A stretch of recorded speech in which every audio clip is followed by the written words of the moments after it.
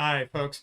Back using my fancier setup here after a nice young man from AT&T got my internet, I believe, completely fixed. Just had to replace two pieces of equipment, if you count an Ethernet cable as one piece. Anyway, um, so I'm excited about that.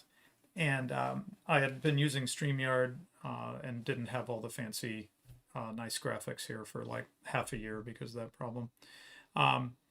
Okay, so we're going to do an econ minis to start the year off, and it's sort of a broad survey of the economic situation in the U.S. And then I assume, hadn't discussed with Black Horse, but we'll continue with looking at the situation in Europe. We were going to kind of focus in on some countries and stuff. Had done part of that series with Dissident Nomad, looking at the UK, and I think we have an interest in looking to the continent, see how things are going there. But first, today we'll look at the behemoth economically, which continues to be the United States. Anyway, however you feel about it, that's the truth.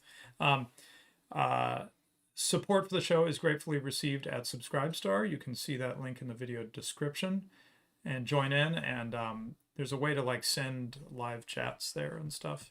And if you don't want to use super chats through Google, you don't want to give Google money, you can do it that way. And I try to always check them first, I think, and then check the super chats on YouTube. So that's a great reason to join. Hey, speaking of, let me start by thanking Sam153, who's been a really faithful contributor, sends tips all the time, and is a monthly supporter. He sent money at Christmas and said Merry Christmas and all the best in 2024 right after my wife and I did that little Christmas show. And then he just sent Happy New Year to Econ Minis. So thanks, Sam, for your faithful support. All right, bringing on Black Horse. Hello, sir. Happy New Year. Happy New Year to you as well. Yeah. Oh, and apologies to Black Horse and everyone. I have teens who are getting automobiled, which if you don't know anything about St. Louis, Missouri, how do I explain this? If you don't have a car, your life is greatly diminished. I have lived in Manhattan for a summer and then visited places like, London and Paris and so forth, where you, once you learn how to work the public transport, you can have a very full life. Some people never get a driver's license without a car. St. Louis is not one of those places. If you don't have a car, it's pretty rough going. So as my teens get to the point where they are working and various things, getting a car becomes pretty essential. So anyway, I'm running late because we were trying to get it registered, and of course we still failed the DMV experience and didn't have a piece of paperwork, as usual. But anyway, we'll succeed tomorrow. Okay, so and by the way, both my teens purchased their cars themselves with help from someone that wasn't me. So I'm proud of them for that. Yeah. There you go. I was not buying my own car when I was 16 or whatever. So I think that's pretty No, awesome. I did lots of things. I paid for a bunch of things when I was a teenager, but I never bought a car. So yeah. Okay, so we're going to get right to some things. This is Econ Mini, so we do have an overarching theme. The title of the show today is Bidenomics Working, and that is where the bulk of our show will be. But did just want to hit two other things. I don't know how strongly related they are. First, I thought this was interesting just because I guess for me, Black Horse, one of the benefits of doing the show with you has been that, because I've studied economics as opposed to financial markets, which is more your area, economic theory is kind of abstract, as you may know. And so I think sort of the visual picture I had of economic affairs and stuff was a little too abstract. And one of the things I like, the effect on me that I like of doing Econ Minis with you, is that I'm starting to picture in my head a little more of the flow of real goods flowing around the world that actually have to flow through physical places like over water and on planes. And Yeah. and if, say, with the topic we're going to start with here, that water passageway becomes unsafe, well, now you can't ship your stuff through there anymore. It becomes prohibitive, cost prohibitive to do that for insurance reasons and so forth, right? And so now you've got to ship all that stuff some other way. And that's a Yeah. long way around to not go the way you were going, right? We had Well, we and had not a, we had, we had hit this before when we were talking about sanctions and Europe not getting Russian gas, and that getting gas from Russia was geographically quite convenient, right? His low cost transport, and getting gas from elsewhere was gonna be more costly because literally the gas was gonna have to be liquefied, and it becomes a much more complicated, expensive process. So anyway, that was one of the first times where I'm like, okay, I was really not thinking right just about the physicality of all of this. That there's all these digital, because I live in a digital world in my professional life. There's physical stuff that still has to move around for all this stuff around us to keep working, right? yeah. And it turns out that if Houthis are shooting at tankers in the Red Sea, container shipping rates go up. Who knew? Right, and Um, and in particular, that price signal, quite apart from just people not wanting to be shot at, say, for just to save yeah. their own skin, there is a price signal that comes from insurance, as I understand it. Yeah, Right. it's two things. First of all, it's insurance. Second of all, when you have to reroute tankers midstream, they pile up because they don't know what to do. So right now, there's like you can actually watch it. There are websites where you can see visualizations of the redirected tankers out in the Indian Ocean, and the, the one of the really interesting things here is there's an uncertainty factor at play because nobody knows whether the U.S. is going to reestablish security in the Red Sea. So you have all of these tankers trying to figure out whether they're going around the Horn of Africa or turning around or what the hell they're doing. So as those tankers sit at sea waiting to figure out what to do, they can't move on to their next tasks, Right, and right. so it gets more and more expensive the longer this goes on. Right. So I was slightly hesitant to bring this in as a topic because I think if there's a sort of a one of the themes that I think you and I have been hitting on is where we're interested in longer term trends as opposed to like, hey, this just happened yesterday and 5 days from now no one will care. We tend not Yeah. to hit that kind of stuff, right? There's channels who do those sorts of things. You can find them. um, but you and I think, have tended to focus in, if there's a long running theme, it's that we're interested in longer term trends. In particular, one of the common things we've done on the show is show how something that looks like it's a short term effect actually is something that's been going on for a long time. That's something Yeah. we've often been talking about, right? This is one of those things. I was hesitant to bring this up because this is one of those things where it becomes safe to go that way again, and all is well, right? And all Well, these costs we see spiking up, these container rates we see spiking up, are just back down by February. I mean, that's completely plausible thing that could happen, right? yeah, I mean, I have no idea whether this is like this could be gone next week. This Mm-hmm. could go on for a long time. Uh, you know, somebody who But knows more yeah, about geopolitics. Yeah, yeah. yeah. Prudentialist is actually on the screen right now. If people look, doing a live stream there. Um, uh, Having said that, what would what are some thoughts from you if this was more than a month? Let's say half a year to a year. Let's not go further than that. Let's say this continues for half a year to a year, where people generally are not going to want to ship through the Suez Canal. Well, there's one really critical question because right now they're hitting Israeli ships and Israeli-owned ships, or at least that's what they say they're gonna do. Mm-hmm. What happens to all the other flagships? Um, so only a pretty tiny percentage of shipping that goes through Suez is actually Israeli-owned or Israeli flagged. Mm-hmm. Um, I have absolutely no idea whether companies running under other flags will take seriously the threat of the threat here. Um, if I owned a shipping company, I might. Certainly seems plausible. Um, but if you're looking at if we're looking at this in the long term, you'll probably see a restabilization at a higher price point is what you'll see Mm, if this right. goes on. So you'll see that classic pattern, giant disruption, looks like the price is going down, but it restabilizes at a higher level. Right. Which would not be the end of the world.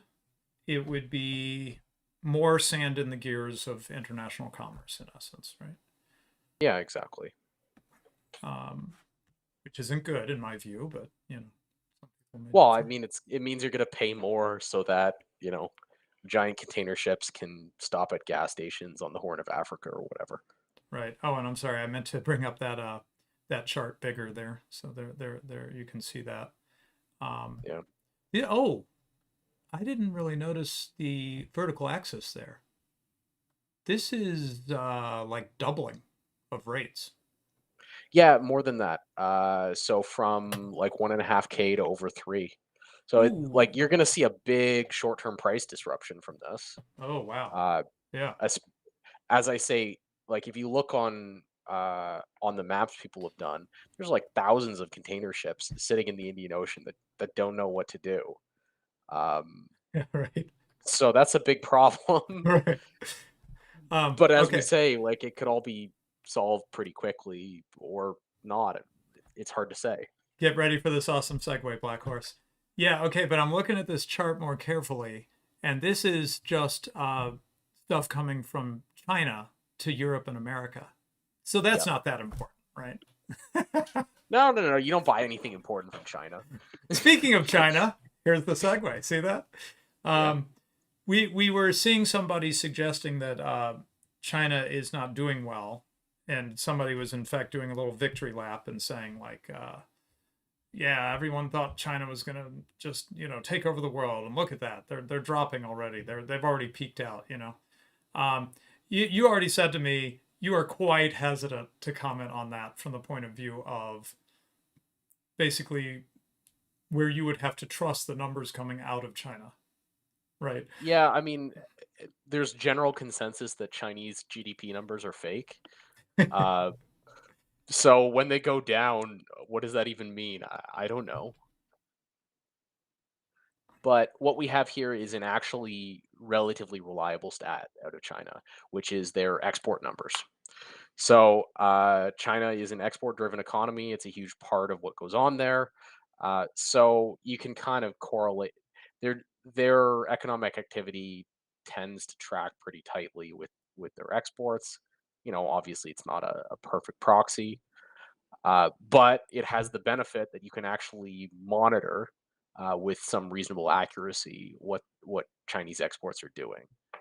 Um, and the story from Chinese exports is substantially different from the story you get from Chinese GDP numbers. Um, Most importantly, you see a big surge after COVID in 2020 that you just don't see in the GDP numbers. Wait, say it again. So in the export numbers, right, we In the see export numbers, you don't just 2020. so if you look at this graph and think about taking the integral of this graph, you're looking at the Yeah. area. So you have this big dip in 2020, but the area of the surge in 2021 is much larger than the area of the dip. So you're Mm-hmm. not looking at a makeup situation where all the stuff that was supposed to be shipped in March 2020 just gets shipped Mm-hmm. later. Mm-hmm. What you're seeing is an actual structural increase in the volume or in the market value of shipped goods Mm-hmm. in the Right. post 2020 world, Right. and you see like a pretty extreme change. So from 200 US dollar units to almost 350 US dollar units. Yeah. Oh, So wow. that's Yeah. a, a big surge. And then you have a retreat from close to 350 to a little under 300. Yeah, but So it's not back. It's a ratchet, right? It doesn't come back down to where it had been prior to 2020. It's still way up. that's right. So if you're looking at Yeah. this as a proxy for Chinese economic activity, it certainly looks a lot better than the GDP numbers look. Right. Um, Okay. And well, okay. Would part of be maybe part of what the post we saw is reacting to is seeing that, that surge and then sort of settling down a bit, which doesn't mean, as we see, if we can take this export to sort of be an indicator for the larger Chinese economy, these export numbers, that doesn't mean China is doing bad. It just yeah. means that there was sort of a crazy surge for a little while there, and they're still doing even better after that. Yeah, and I mean, this is a trend you'll have to see how it plays out, but I wouldn't be, I wouldn't be going too far in making my dunks on China on the basis of the data that I see. Yeah, right, right. Yeah, so this isn't a picture that we're looking at least based on these numbers, which I guess the part of the reason you find them reliable is because they're checked against people who are importing from China, right? Well, that's right. There's So there's they can't somebody make on it the other up. side Yeah, of every one of these contracts. right, So right. Yeah, so they can't just make up phantom numbers here because people would notice. um, yeah, so anyway, if we can take this, as we said, to sort of represent how China's doing economically, this is not, China's not falling apart. That's the point. yeah, I mean, look, can exports go up in a difficult economic time? Sure, but you're not looking at a nation.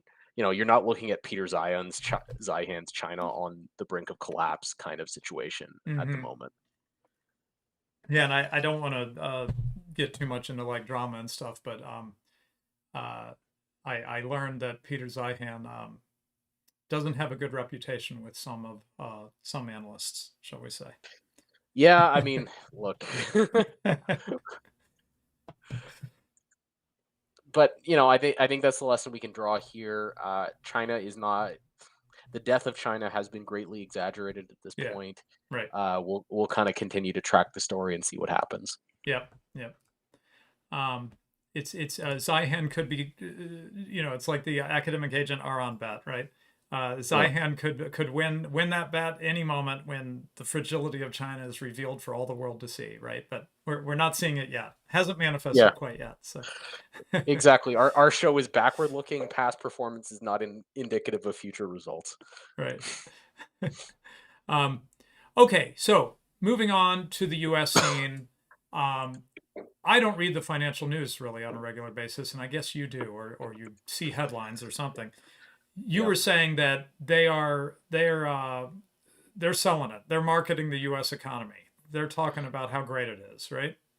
Yeah, the this is really fascinating. So the Biden administration now pretty regularly goes on TV and lectures the press about why it's not reporting all the great economic achievements of the Biden administration. Uh, in like a lecturing schoolboy kind of tone. I've seen this now like at least a dozen times. You'll see this in the financial press where the administration complains. Uh, like you'll hear an administration official quoted saying how great the economy is, and why isn't everybody happy with it? And Mm-hmm. so um, I thought it would be very interesting to look at the kind of economic statistics that the regime would typically look at Mm-hmm. um, when seeking to address, grievance about the economy. Right. Um, so there's a long history in the U.S. of taking of the political formula being kind of a bread and circuses model, where the the standard by which an administration is judged is based on the quality of the consumer experience, right? Right. Um, the sort of lower three quarters of the U.S. economic graph. How are they doing? How's their consumption doing? You know, do they have cheap gas? Do they have nice flat screen TVs? And are they grilling steaks in the backyard? Right. Um, and the Biden administration is regularly taking the position, see, look, the bread and circuses stats are very good. Why aren't we getting credit? Why is there so much Mm-hmm. discontent in the country? Gotcha. And I thought it would be worthwhile as an exercise to go through um, these kind of baseline statistics, see what they're saying, and kind of look at the claim a little And critically evaluate. bit. I did a whole show talking about not trusting one of these stats, but anyway, Yeah, that's not what we're starting with though. Let's start with producer price index. So this is a little bit less familiar to people, right? Because most people are going to think of the consumer price index, yeah. So CPI, right? producer price index typically leads CPI. So Yeah, if you look at the people at the Fed, the people in the, in the Department of the Treasury, they're going to look at both PPI and CPI to try to yeah, judge future inflation. yeah, Inflation, and this is what the Biden administration is saying when it says, "See, look, we've conquered inflation." right. CPI and PPI are both, well down below either at or below their target levels. Which for them is like 2% or in that Yeah, neighborhood or something. their official target for CPI is 2%. CPI Yeah, is still running like 3 something. right. But if you But look at PPI, PPI, yeah, PPI, which tends to be the leading indicator, is down well below their target. So right. their point of view is we've defeated inflation with interest rates. Mm-hmm. Yep. So that's piece one of what they're saying. Piece Right. two of what So they're so saying. so this is lower is better. Look at line go down, um, and and that's a win. We Yep. managed it. We managed it by spiking the interest rates up. Right. Yeah, that would be their perspective. Yep. Piece number two of the story they're telling is the real GDP numbers. Okay. You can say whatever you want about GDP, but this is what they're going to Mm-hmm. point to, Right. and they'll say that GDP growth here. This is on a 10-year scale. We actually had like a quite good quarter in terms of real GDP growth. Mm-hmm. Um, so we talked about the non-recession earlier on in, I guess, 2021. The Mm-hmm. non-recession from a GDP point of view is behind us. We're Mm-hmm. in growth mode. Can you feel it? Yeah. Right. So that's kind of number two, what they're going to point to. And in particular, Black Horse, just stepping back, squinting at this graph, you get the dip there with the lockdowns and everything, right? But it seems like overall, and this is 13-year going up to Q1 2023, Q2, something like that. It seems like it's sort of back on track, right? Yeah, Overall, it's sort of back on trend after that dip and then recovery, and now it's just sort of back doing what it used to do for 10 years. yeah. Well, and if you look at what U.S. administrations have taken credit for in the past, that slight surge from 2% annualized GDP to like 2.8% annualized GDP. Normally, you get to crow about that in the media and say, "Look how great we are. We made the GDP go up by 0.8% more." Mm-hmm. So they're looking to do victory laps over that. Right. Yeah. Which would be sort of uh, typical in the pre-lockdown era or something. Yeah, you Yeah. would have seen that like all through the Bush administration, people did that. All through the Obama administration, people did that or did it in the other direction. So, from their perspective, these things used to have real purchase in the mind of the American sort of political follower, and that's what they're trying to point to. Gotcha. Okay. The next set of stats here are looking at the purchasing are looking at um, bread box issues. So if we look at oil, the price of Yeah. oil here after looking like it might get out of control in 2022 Mm-hmm. um, has really stabilized. We're looking at you know $70 a barrel oil, which on a historic adjusted for inflation on a historic basis is not very expensive. Oh, Um, yeah. This graph is not showing adjusted for inflation, no, but right? we're only going Yeah. back 2 years, so Yeah. Yeah. Yeah. so or maybe 3 years, I guess. Yeah. Now So it hasn't dropped down. This graph starts mid 2020, I guess. Yeah, so in 2020 you had like outlier low oil prices because of what Yeah. was Okay. going on in the world. But if you look at $70 a barrel oil on like a 20 or 30-year historical chart, that'd be on the low end of average prices. So for the American consumer, who's wants to drive places or whatever, they're doing pretty well out of that. Right. I mean, it's not historically low or anything like No, that, but it's okay.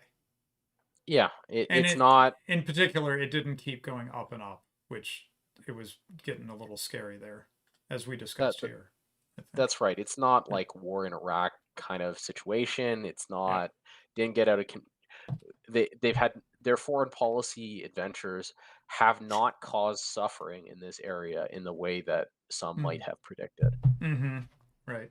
Well, it helps that, well, until October 7th, I guess, it Yeah. wasn't the oil producing regions that were particularly in play, right? Well, but Actually, that's it not was quite true. Russia. Russia, yeah, yeah. It's not even true. Yeah, It's you're right. they're historically uh foreign policy adventures of the American empire have caused problems in this area. They have not in this circumstance. Hmm. So, Okay. you know, Okay. they want credit for it. Yep. Um, on And then the gas. other element of the other element of energy costs that the consumer is going to feel, heating costs and electricity costs that come out of natural gas. Well, Hmm. natural gas in the U.S. is at historic lows. Right. So we've seen a huge glut in the market in the fall of 2024. This is coming from despite the cancellation of Keystone, Hmm. development in the oil shale regions of the U.S. goes on, and it's so cheap that they're flaring it off at this point. So, um, it's a big tailwind for all of this winter for the U.S. economy. Right. I would like that. I wish I could see it in my propane prices, which I'm not. I'm not right now, but Well, there's price inflation going on as well. So. you need to heat your home with a byproduct from the oil extraction industry. This is what needs to happen here. Wait, what do you Um, mean? Gas futures, natural gas, isn't that so natural going to gas is track not very propane. closely to propane? No, so Oh, well, sorry. I don't know the chemistry of this stuff.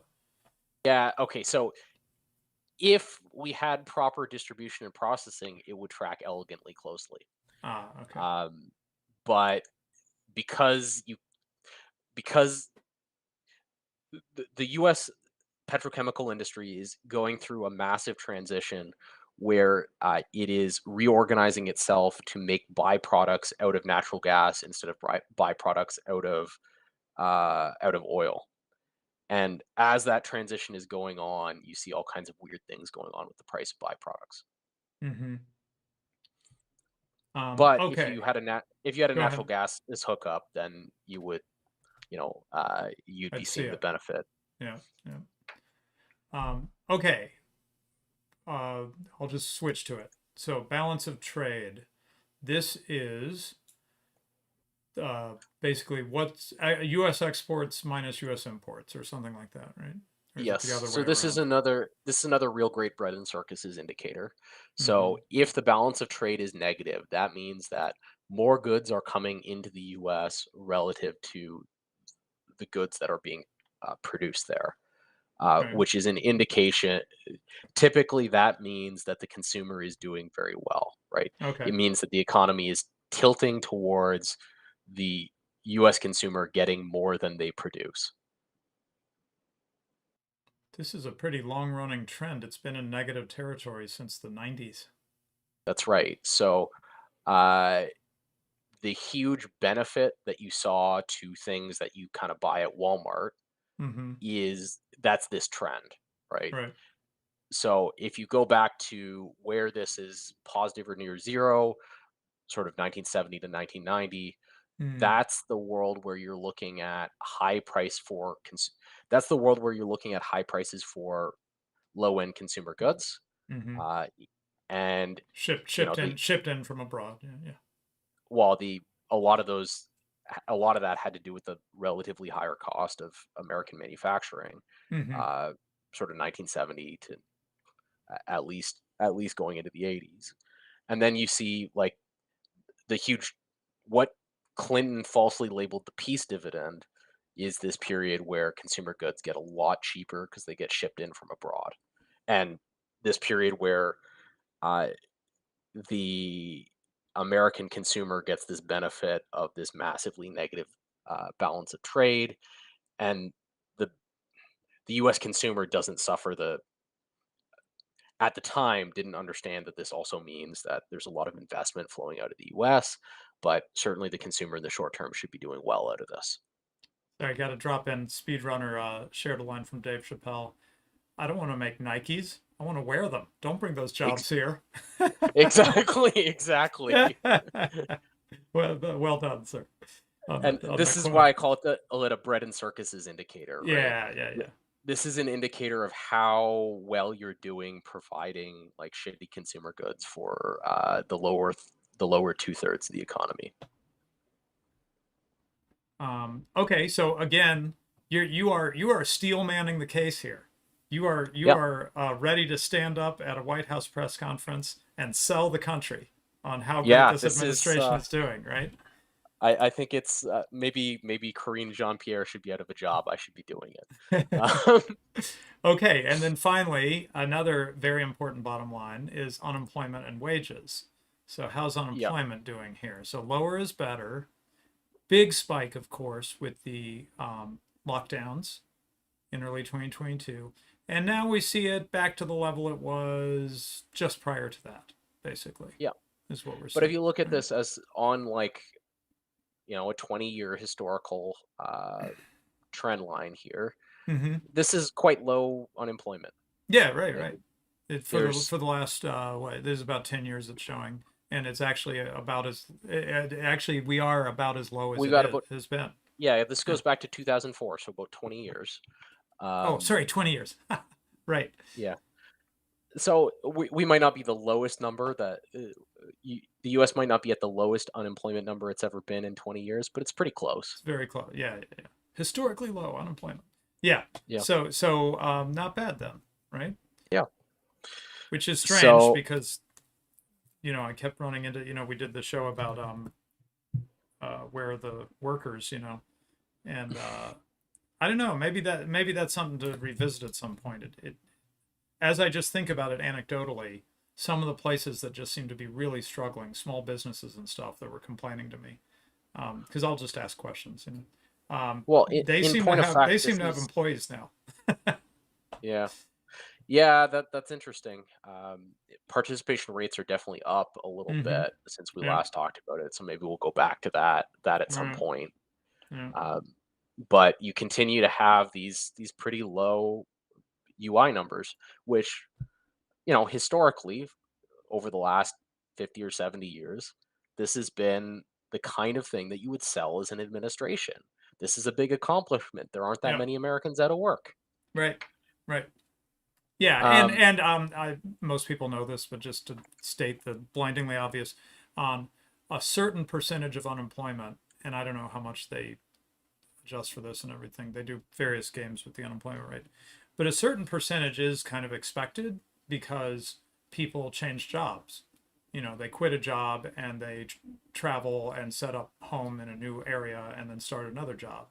Um, or they just quit a job and are looking for a little while, right? So yeah, or people get fired. Like yeah, this is part of life. yeah, yeah. You know, 0% unemployment would be creepy, right? It'd be like, that's basically sounds like a slave labor camp, where nobody is changing jobs. So you wouldn't really expect zero. I don't know what in like, the free market ideal, what would unemployment look like? I don't I know. don't think anybody know. I don't think anybody knows that. But Yeah, yeah. 3.7% doesn't seem so bad. Yeah, yeah. It's reasonable. Okay, and then finally, wages. So Yeah, this is a quite a bigger time span here. This is 40 plus years you're looking at. And this is a inflation adjusted, I suppose. Yeah, yeah, CPI adjusted dollars. Okay, got it. Um, and it shows earnings actually spiked up with the lockdowns. Yeah, so we Oh, we all did noticed they? this during the labor shortage. Real wages went way up for Okay. almost the first time in American history, and this was, we covered this. The workers are few. There were labor shortages all through the economy. Employers responded by paying more to try to attract talent. That surge is gone, but Mm-hmm. wages have stabilized. Real wages have stabilized at higher levels than were typical, Yeah. over the past 10 years. Yeah, and it's not got a very smooth shape here, but if you really, really squint, starting after the 70s, which was bad Yeah. time in a lot of ways.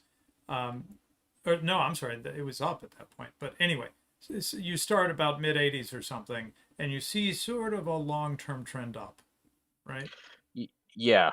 Yeah. I mean, it's not very pronounced, but Yeah, yeah, but it's there. certainly you see improvement in real wages going on. Um, and this is one of the big things that the Trump administration took credit for, because Mm-hmm. you can see between 2016 and 2020 there was, Right.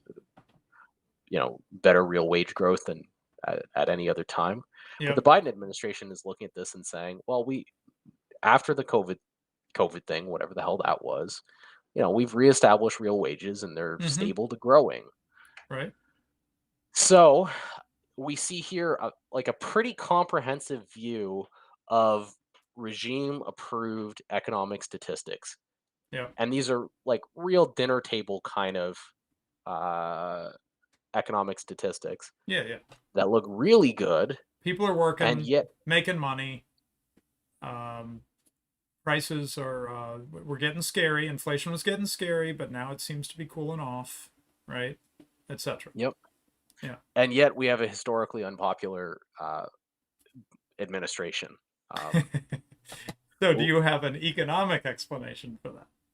uh, so there are two things that I want to kind of draw attention to.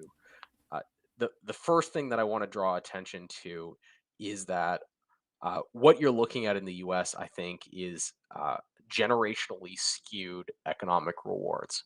So you have a growing nucleus of discontented young people who are Mm, uh, disproportionately performing economically poorly and see their prospects as negative. And what they're doing is they're going on social media, talking to their friends, whatever else, and they're saying negative things about the economic environment because they're feeling these problems, um, and they're being very very loud about it, which I think mm-hmm. is really the crux of this argument. You have the Biden administration trying to use the bully pulpit to tell everyone everything's good, and they've got bulk data to say that it is. And yet because you have very loud subsegments of the of the country doing quite poorly, you have this fascinating disconnect. Hmm. So I wanted to go all around the horn for regime economic stats to demonstrate that in point of fact the Biden administration is not lying about this. Yeah. They're simply they're they've got two problems. First of all, they have, for probably the first time in 50 or 60 years, voters that actually seem to care about things other than breadbasket issues. So that's one really fascinating story. Mm-hmm. And the second thing they've got is they've got this segment of the population that is very loud, that is not participating in the economic rewards in the broad economy, or at least because the rewards are distributed not evenly generationally, and young people tend to be louder than old people. They have this problem. So I think that's a very fascinating dynamic. I you know, but I want people to understand that the regime action, putting aside what we've said about the fact that the US government itself has a very serious fiscal problem, they've done everything in their power and think they've done more than enough on the bread and circuses side, where they have a reason to expect historically that people should be contented with their achievements. Okay, so are you saying that we'll see the boomers vote for Biden because they're happy, Well, and then the young people will surprisingly not vote for him, or vote for well, what him much less than would be expected? what I'm saying is that if Bush Senior could have posted economic numbers like this, he could have been elected forever in the environment of 1992, Right, right, right.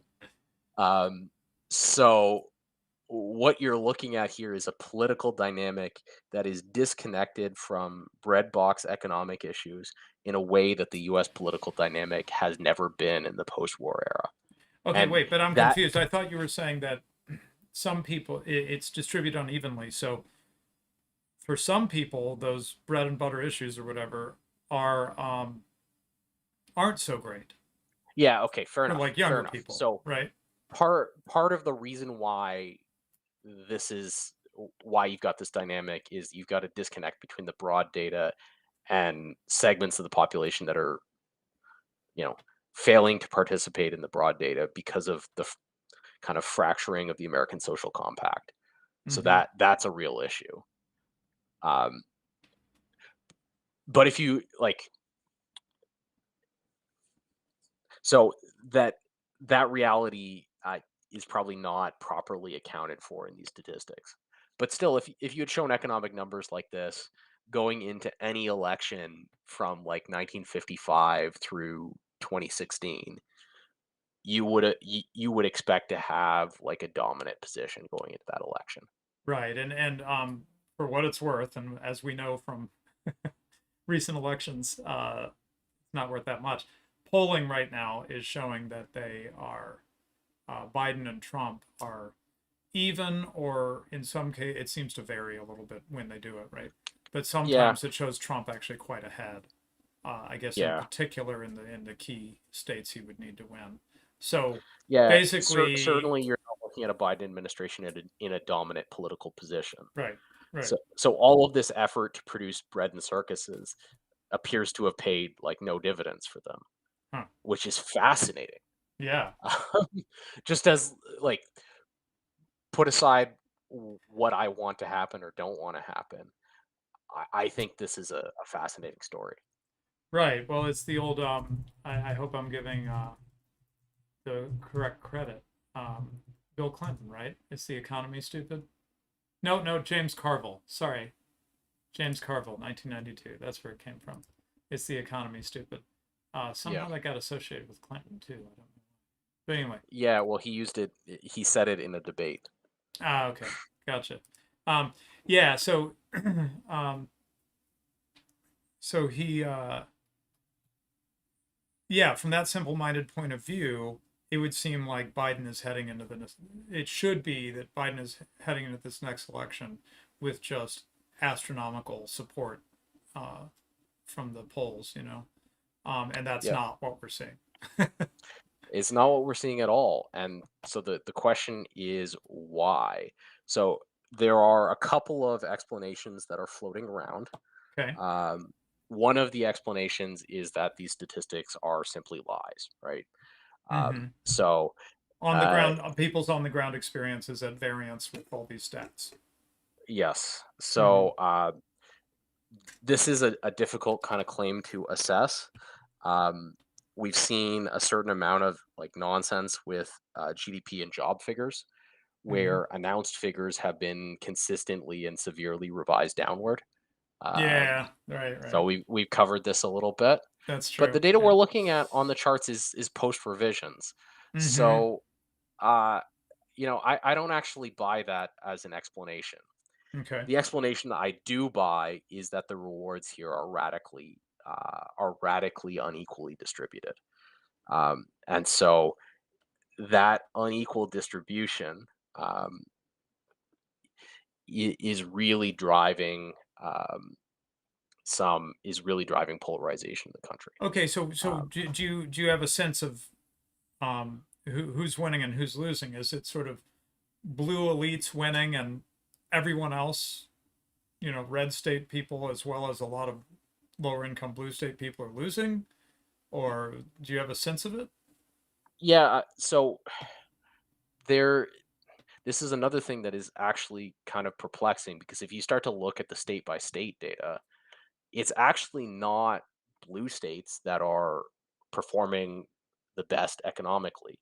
Hmm. Things in New York, in California are actually not very good from an affordability point of view, from a job growth point of view.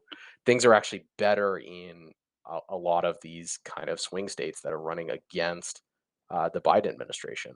So in places like Pennsylvania is a good example of this. It's a state that is performing really, really well economically, Mm-hmm. despite having, maybe a negative, um, despite things not being very good in Philadelphia. The the oil industry is performing well, um, despite all the best efforts of the EPA and the Biden administration. Um, and you have cost problems in in the blue states that are actually causing inflation to be registered at higher rates than are representative of the experience in the broad country. So that's interesting.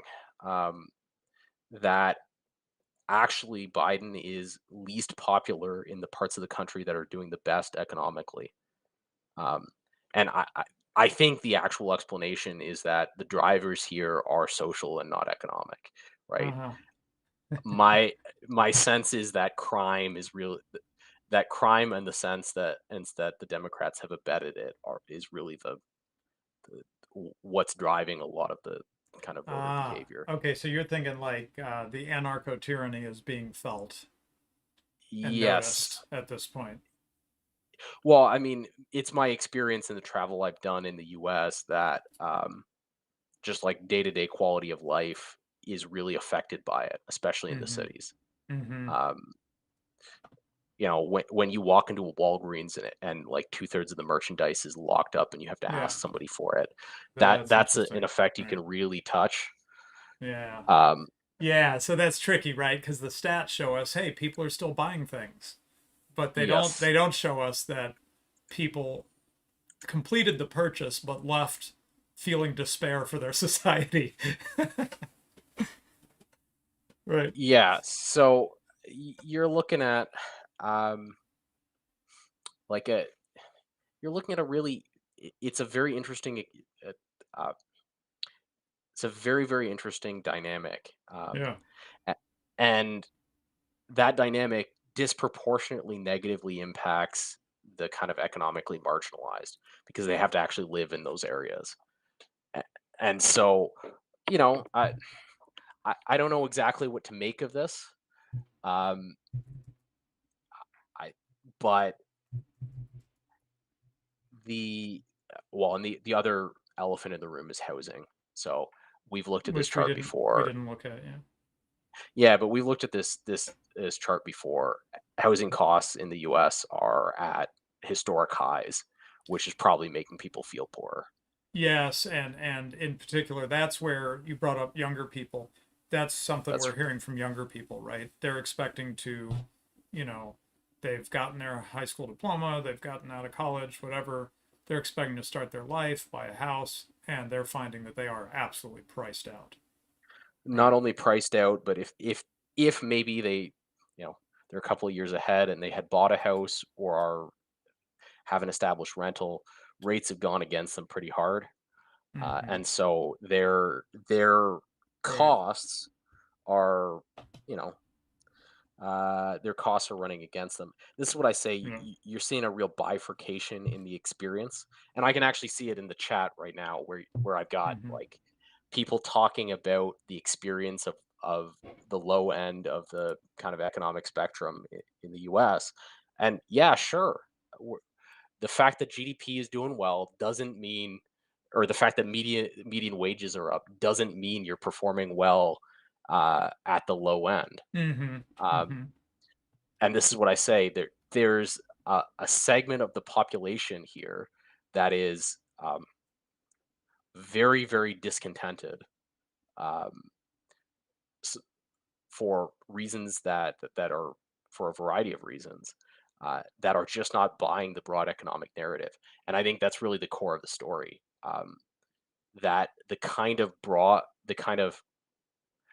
economic statistics that would normally be shouted from the hills to justify why an administration is great are not convincing. Hmm. Right. So Freedom Gaming in particular says, I'm going to just read a string of these. He or she went on a rant. Food costs are up 30% or more. Property taxes will go up 20 to 45% in 2023. For taxes we owe for last year. Um, Yeah, Wages haven't increased at all for the working class, and of course, I think part of what you did here is you gave the picture the way the administration would give it, right? Which is in that's exactly right. these broad aggregates. Um, One of the tricks that you know uh, Ryan McMacken over at Mises.org does, and we try to do here sometimes, is you disaggregate, right? You take that very broad number and you see what's hiding in there, and that's to some degree what he's alleging. Now, we're not trying to go over that evidence today, right? Yeah, To no, go beyond median wages and say, okay, well, what about the bottom 25% or the bottom 50%? How does life look like to them in terms of well, wages and so forth? and really, the U.S. is a regional picture on wages and on food costs. So you'd have to actually go and look at Mm, what's going on in the Midwest versus what's going on in the coastal cities. yeah, Um, but the point being made in the show here is that historically, you would never have had that kind of pushback on broad economic statistics being trumpeted by a regime. right, Um, yeah, like if Bush one or Bush two went to CNN with these numbers, you know, he would have crushed it in the following election, mm-hmm. and that's not what's happening. Yeah, right. More. Alias Jones says, I know so many apolitical people, neighbors, etc., who have been squeezed hard economically. Food has doubled, property taxes doubled, and he notes that he's in the Midwest. Yeah, Um, and then Freedom Gaming again says median income is 31,000 annual salary, and food costs went up 30%. yeah. Well, and again, when we talked about inflation, the administration is trying to make this case that the hill's behind us and stop blaming us for things that happened in the past. Mm-hmm. I don't know Yeah, how well but that's selling, right? right. In particular, okay, let me be careful here. When they talk about beating inflation, this is the tricky part. I mean, maybe it's a legit way, but one of the tricky things about reading stuff coming out of Washington, D.C., they'll say, we're cutting spending on something or other. And what they mean is we had planned to spend 10% more on that, but instead we're going to spend 5% more. Most Yep. of us would not think of that as cutting spending. It's cutting the rate of growth of spending or whatever, right? But they'll sort of simplify it, I guess, or be deceptive about it. Well, similarly, um, the interest rate is not what it once. It was. I'm sorry. The rate, Inflation. Sorry, inflation was getting quite high, and now the percent inflation has dropped. But that doesn't mean that we're going back to the food prices we had 5 years ago, right? that's right. It, So having they're just growing less fast than they were a couple of years ago, yes. but they're still So growing. So that 30% price increase in food that he's claiming, if that's true, lowering the rate of inflation doesn't fix that. It just means it doesn't go to 60% instead. Right? yeah, Doesn't well get that's even right, and worse. that 30% increase in food prices actually pretty closely tracks with the broad data. You had this Mm, massive hill in inflation, which was yep. led by food and energy. Yep. Um, However, those food price increases have stopped, Mm-hmm. and historically, um, administrations have not been blamed for past economic performance like that. Right? I don't know. I don't Uh, know. I've been a little confused about that because sometimes it seems like administrations have fairly said, hey, you're experiencing the lagging effect of policies of the previous administration. We are trying to fix it, but yeah, it's going to take time before you feel that on the ground, right? Um, yeah. and so it could fairly be said, you know, just a lot of this stuff happened before Obama, sorry, before Biden was in office. Well, certainly, like, COVID, Biden can correctly say that almost all COVID policy is not his fault, Yeah, right. right? That's true. Um, but which actually gets at another element that I think is here, right? Where Biden is being held accountable for the actions of the whole government. The perception being Yeah. that that he's unpopular for what happened during COVID, not because he personally, like, he wasn't in the office at the time, but opposition to him is uh, representative of opposition to the forces in government which kind of are perceived that he's perceived to be associated with, which were responsible for COVID because they were in power during the Trump administration. Mm-hmm. Freedom Gaming says if Trump run on, I will make the double cheeseburger $1 again, he would win by Yeah. 100 million votes. Yeah. I'd like to see him do it. Yeah. Yeah. Yeah. Yeah. So, anyways, this is a bit of a departure from what we often do here, but I think it's Mhm. worth understanding this rhetoric in its own terms and Yeah. what they're Yep. saying Yep. and why they're saying it. Right. And I also think it's really an interesting piece of American political history to show that the bag of tricks, which once worked very well to pacify the American electorate, Gotcha. is simply not working. Right. Yeah, that's interesting. Yeah. So, you know, there's always talk about, polarization and radicalization and stuff, right? The press is always concerned if this stuff happens against their Yeah, interests, right? When it happens in favor of their interests, then it's wonderful. But when these things happen against their interests, then they're unhappy about it, and they're talking about, we've got right wing memes polarizing people and radicalizing people and stuff like that. But um, despite more and more people being influenced by the internet, I don't think that's going to fly. I would say that the phenomenon you're talking about has probably got some on the ground explanations of people's real life experiences, right? Because if yeah, they are feeling good about, as some of the people in the chat are talking about, they're feeling good about being able to afford their life, start a home, start a family, then the fact that there's some right wingers whining on the internet is probably not going to have much impact on them, right? yeah. I mean, all I'll say about it is that um, how do I put this properly?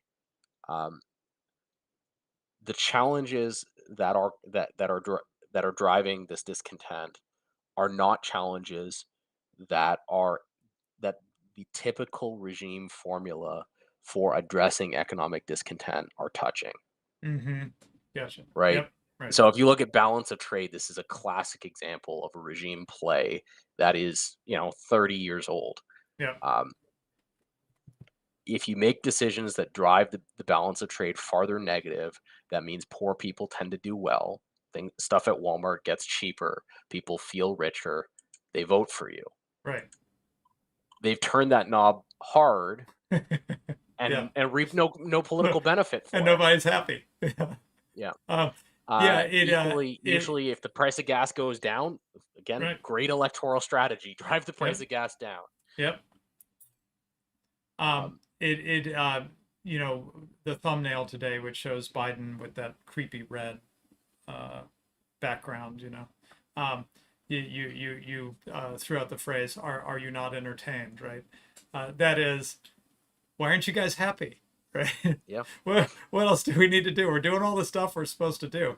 Like we're doing all the stuff that people who fought the last battle, right? Which is how Yeah. things typically work. All the people who fought previous battles, we did all the things they told us to do, and it worked according to the stats that we're supposed to be looking at, right? So what's the problem, dude? Yeah. That's your point. In other That's words, exactly right.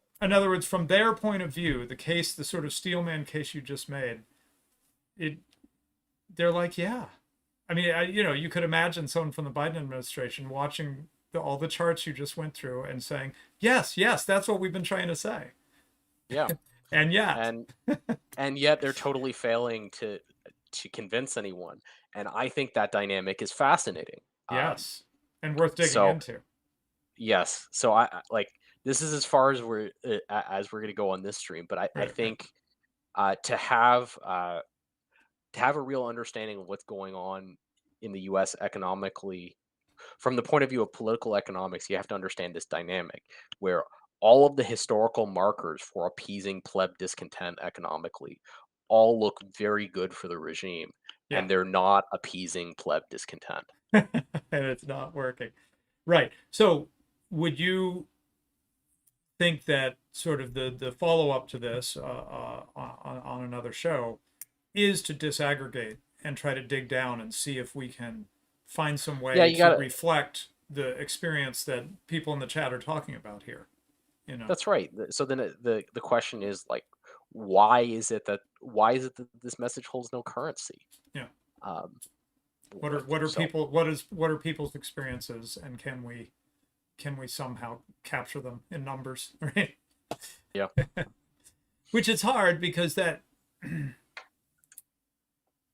I mean the thing about focusing on a statistic, right? This happens in my industry, right? You optimize for some metric, and you make that metric move, but that might mean that you're pessimizing, right? You're not doing so well on some other metric you're not paying attention to, yeah, no, it. right? So they're what you're saying is for all the metrics that they capture and pay attention to, that they focus on, they consider the top things to look at. It, price inflation, wages, unemployment, all the big ones, right? That they always talk Yeah, about. From their point of view, they're doing their metrics are telling them success. So the suspicion would be they're not looking at the right metrics. that's right. Right. Or what I would suggest is that what's happened is the U.S. is more than it has ever been. Well, I shouldn't say ever been. There was a civil war. More than it's been in a long time. It is a disaggregated economic unit.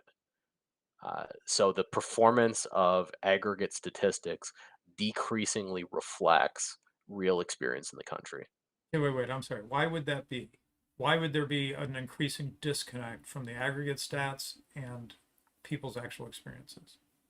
Well, because the so a good example of this is the experience with gas prices, Okay. right? So more than at any other time in U.S. history, gas prices vary by state. And the reason for that Mm, is that there are very, very large taxes on gas that are enforced by state governments, yeah. Yeah. much larger than have ever existed before. Mm-hmm, Um, mm-hmm. and so,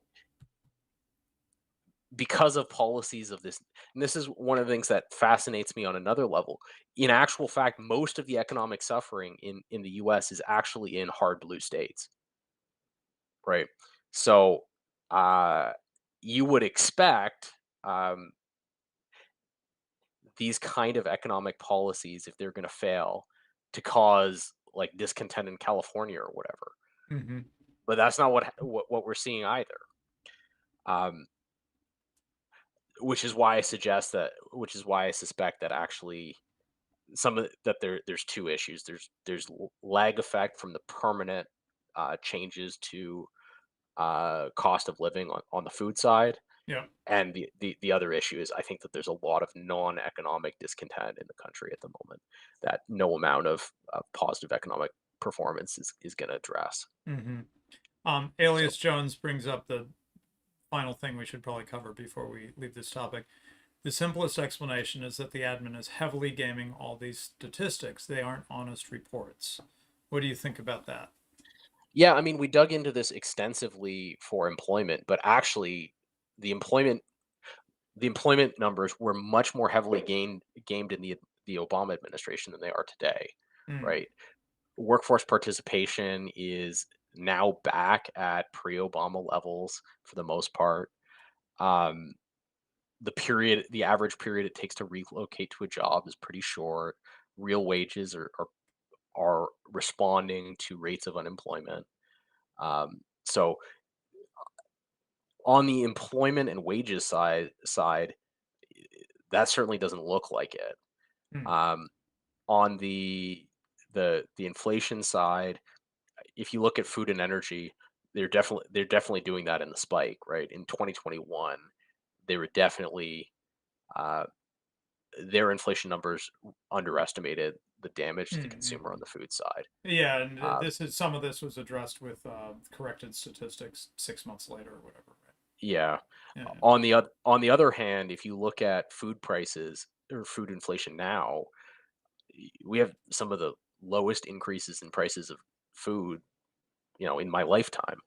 Mm, Um, so that's it's interesting. On the GDP side, GDP is always fake, so who yeah, cares? right. And we did a whole show. I did a whole show on that. Yeah. So I mean, the fact that they're gonna trumpet about how good the GDP is, like, whatever. They're gonna Who they're gonna cares? do what Yeah, they're gonna do. right. But if you look at like the numbers that are typically breadbasket numbers, um, gas is cheap through all the states that they need to win, and it doesn't seem to help. Unemployment is low and is low pretty much everywhere in the country. Mm-hmm. Um, so that you'd think that'd be good for them. Yeah. Wages are growing, albeit not enough to make everyone as rich as they were in 2019. But Mm-hmm. you know, fair enough. Usually, people are happy when wages are growing, and they're not. And inflation is mostly stopped. And to the Mm-hmm. extent that it's not stopped, it's mostly being driven in these big coastal cities where a lot of inflation is driven by the cost of having all your merchandise stolen. Yeah. Um, Right. so so I don't think that I buy the idea that these statistics are being cooked. At least if Mm, they're being cooked in a way that is not easy to detect. mm-hmm. Um, so Right. But right. So right. So we'll see where we go in the future. But one obvious thing to do is to disaggregate, right? yeah, yeah, And to find that um, there's a number of people who, because of their age, because of the region they're in, uh, they are not maybe getting the benefits that the larger numbers look like. I mean, it makes yeah. it look like everybody's doing great, but that's not what those stats mean. They're Well, averages, and yeah, right, I yeah, think I think the age disaggregation is the really big deal because ah, all the numbers that are still bad are all numbers that disproportionately affect like 25 to 40, mm-hmm, which is the demographic of people who are screaming at him, right? right. People who are trying to start a home and a family and buy a home, Yeah, start a family, that kind of, yeah, right. Because if you're 60, I mean, sure you still buy food, but you don't buy food the way the Radlib household buys food. Let's put it that way. in mass quantities. Yes. Right. We are. I'm not ashamed to say it. We are proud Costco shoppers. That's how we. Yes. That's how we're able to afford to get everything we need. There Um, you go. okay, well, let's stop for now. Beginning of the year, you want to start with something that sort of, sets the frame or whatever. And I think this sets the frame in a number of ways. Number one, you posed a bit of a mystery for us to dig into deeper later or, in future shows. And number two, you've said this is how things look at the beginning of the year. Obviously, don't want to get too caught up in electoral politics, right? But as it gets Yeah. closer to the election, how 2024 itself goes will be of some interest, right? So it will be interesting to revisit this. mid to 2024 or something like that, as we're getting closer to election time. Um, are all these things still looking good? What about the other Yeah. things we end up looking at? Sort of the disaggregated, focusing on the youth and stuff like that, housing prices. How are those looking, right? Um, because whatever's going on right now, it's they're not going to win the election today, right? No, I would say it looks they're in it big looks trouble. it looks very bad. And Yeah. not only are even if they win the election, they have like real political problems in the U.S. Um, in a way that they haven't in a long time. Yeah. Um, which is uh, to me this is quite a fascinating story. And another thing which we didn't get into at all, and I don't, maybe you're going to say it's just you don't see how it's a factor, but the mass immigration is just off the charts at this point. Oh yeah, yeah. So Yeah. this is what I was another thing I was getting at with non-economic discontent. It's Mm-hmm. crime. It's mass immigration. It's stuff that's not. There's stuff going on in the country that is not. It's not part of the Bush one election formula. Let's put it that way. Mm-hmm. Yeah. Gotcha. Gotcha. Right. Right. But it does affect people's perception of um, how their life is right now and their anticipation of the future, which is a lot, I think, what comes into, just like in markets, right? Futures. I get the impression that a lot of what um, will affect big swings in voting Yeah. is sort of the future perspective, right? Are we heading to good things with this guy, or, Yeah. or do we have a pretty bleak outlook if we keep going with this guy? Well, and You know what this I mean? is another one of the plausible explanations. It's very obvious that the Biden administration is goosing these numbers by public spending and by doing things like emptying the Strategic Petroleum Reserve, Yeah. Uh-huh. which is what I was getting at. Like they've pulled out every stop. They've broken the rules in order to make these numbers look good. Right. Right. Right? You're paying less in gas explicitly because the Biden administration thought it would be good for their political prospects. Right. Right. Right. Um, Yeah, and what's interesting then, uh, going to the political impacts of all this, what's interesting about your point about, hey, we've done all this and they're still not happy. The problem is, I'm guessing that they're kind of running out of things to do.